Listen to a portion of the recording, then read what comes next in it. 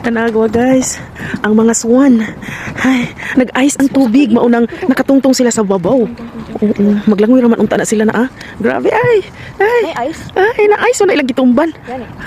Karon pa mo ko kakita og swan, live swan. Is this against the light? Uy, wow. Ay, kagana oh. Grabe. Naa guys. Imagine kung nag-eater tanong bread. They're bread sa eating. Nagdala unta ka day upuan bread. ilo. Wala ko gidaya na bread kay kan pusi. Nika cute. Naya man sa lagi maglaong daan si daddy. Oh god. Ice na ng ilang gitumban guys. Guys. Ay, so cute. Ah. Unsa man na ilang gikaon? Pagkaon. Unsa man ilang gikaon? Oh, bread crumbs.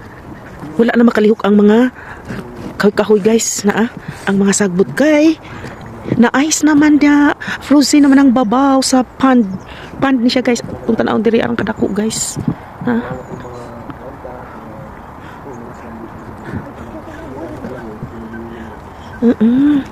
Ni grabe.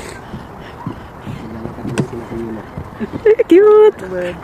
Cute. Nag-ay sa una mga wala sila diri mag-abot pag naimo tindog diri mo duol na sila sa una magpapansin ba. Mga wild da sila. Oh, karon mo natuan na sila didto kay didto naman ang kuan. Part na dili ice.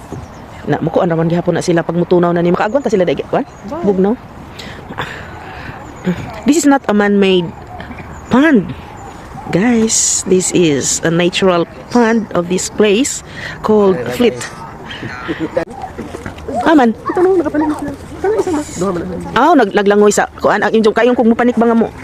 Guys. Kadako.